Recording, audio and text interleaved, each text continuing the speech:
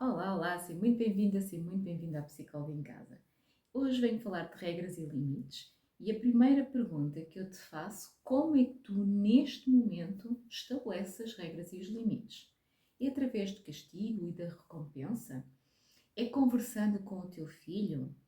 Provavelmente é um misto dos dois. Provavelmente disseste aqui que castigas quando tens de castigar, chamas a atenção, mas também conversas com o teu filho. Certamente isto é o que a maior parte dos pais me diz. O que eu vejo na prática é que muitas das vezes é o castigo e a recompensa que fazem. Isto é, a criança porta-se bem, ou não se diz nada, porque está a coisa como um dado adquirido, não fez mais que a sua obrigação, então nem se reconhece o bom comportamento, ou então quando se porta mal, há uma advertência e quando a coisa é mais grave, há um castigo. Deixa-me dizer-te que o que tu estás a fazer ao estabelecer as regras e limites desta forma, muitas vezes tu estás a pressupor algo que a criança ainda não é capaz de processar.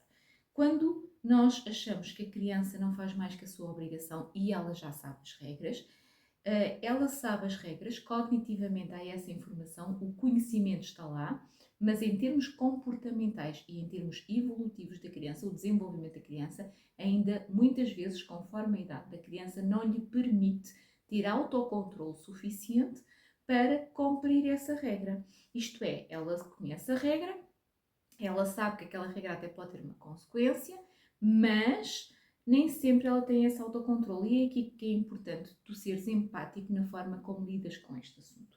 Então, regras, e para não alongar aqui muito este vídeo, de forma muito simplista.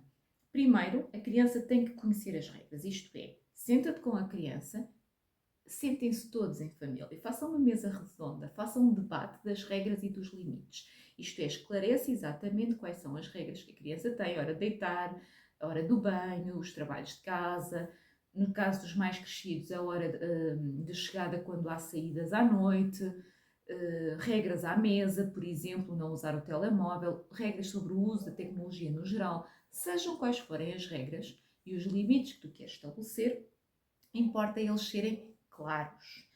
Não deixes ao encargo do bom senso. Ele sabe o que é, sabe que já é tarde demais. O que é tarde demais? O que para ti é tarde demais pode não ser para o teu filho ou para o teu... E se for adolescente, então eles têm critérios diferentes de avaliação.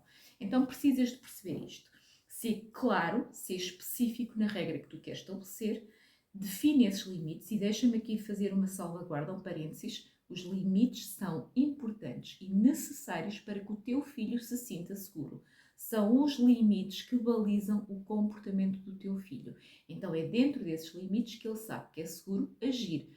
Deixa-me fazer aqui outra salvaguarda que se tiveres filhos adolescentes ou conforme eles vão crescendo, é normal que eles testem esses limites. Portanto, este comportamento de testar limites faz parte do crescimento deles.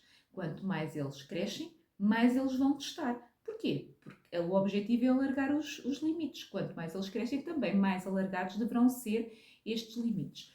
Outro ponto importante é que os limites não podem ser estanques. Isto é, tu deves ter sim uns limites, mas também deve haver alguma margem para negociar e para flexibilizar, sobretudo em momentos de exceção. Por exemplo, pode haver uma hora definida para ir para a cama, mas se calhar nas férias tu podes fazer alguma exceção.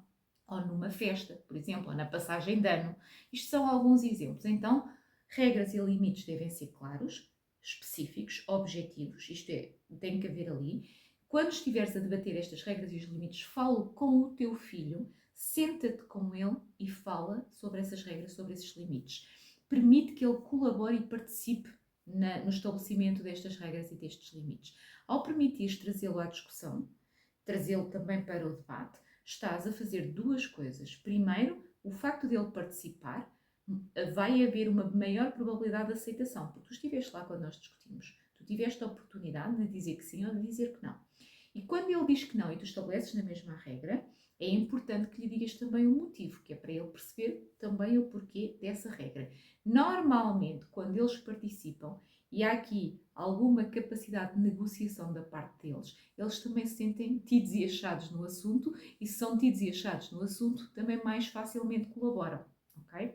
Então, o facto de ele ter lá estado e ter também protagonizado o estabelecimento de regras e limites, faz com que ele seja mais colaborativo na aplicação dos mesmos.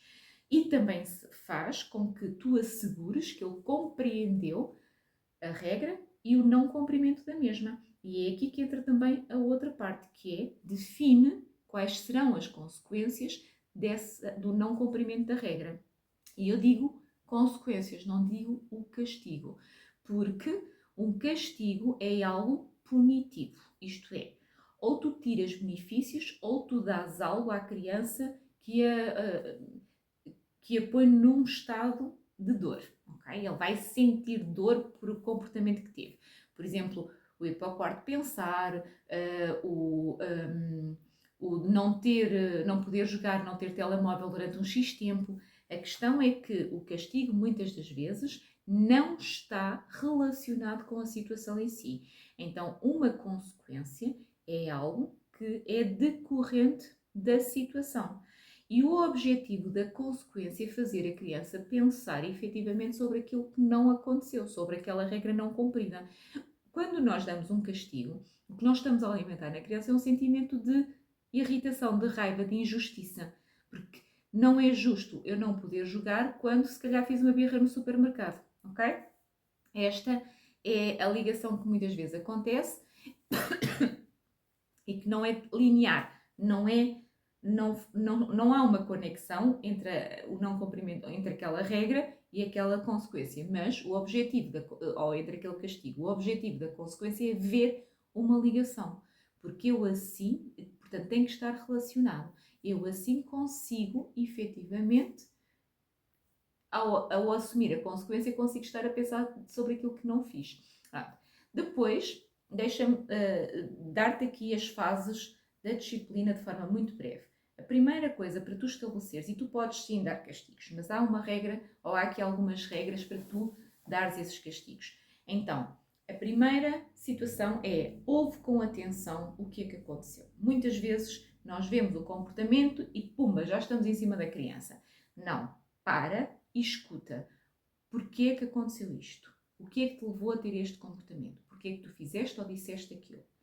Ouve a criança e percebe qual foi a sua intenção. Porque muitas vezes esta intenção é uma atenuante na tua forma de olhar para a situação.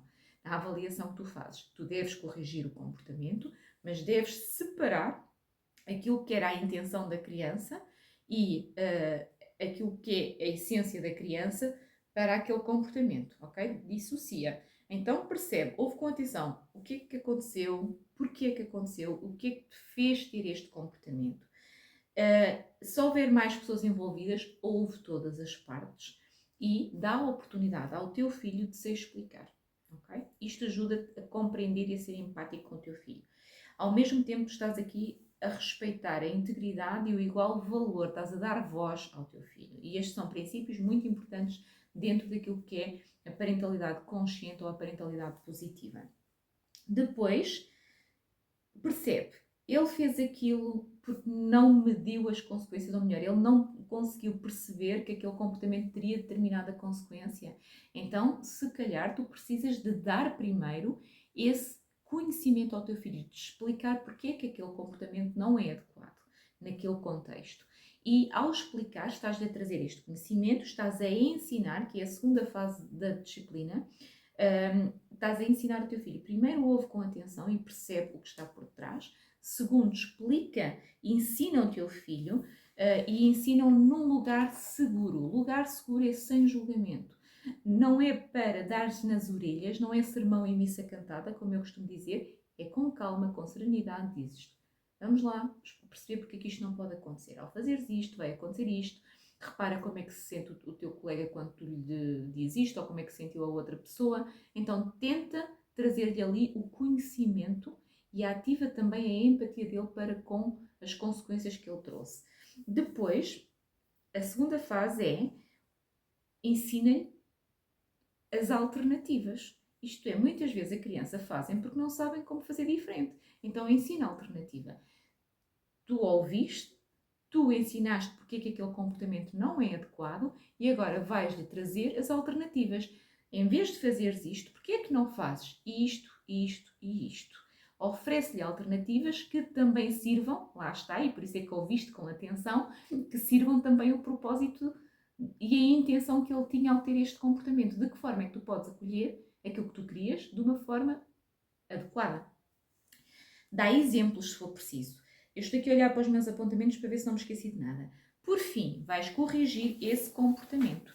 E corrigir significa que quando a criança, porque sim, isto vai acontecer, voltar a ter o mesmo comportamento, isto é, volta a fazer a geneira, tu vais relembrar à criança, não vais logo atacar e não vais logo dar castigo, porque eu já lhe expliquei e ele já sabia. Não, tu vais-te sentar e vais dizer, então, já tínhamos conversado sobre isto, o que é que aconteceu?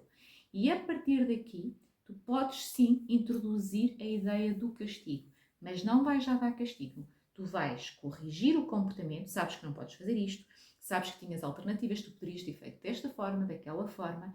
Se isto voltar a acontecer, porque não pode haver estas consequências, se isto voltar a acontecer, então sim vai acontecer isto. E aí podes introduzir o castigo que vai acontecer.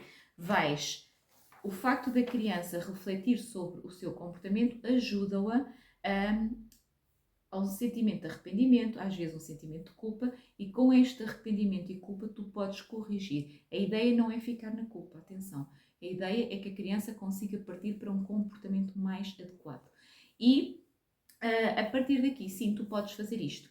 Se a criança então novamente voltar a repetir, ela aí sim já estava avisada. E é aqui que tu dizes: olha, tu sabias, tu já fizeste uma vez, voltaste a fazer, eu disse-te que seria esta a consequência. Então aqui a criança tem uma escolha.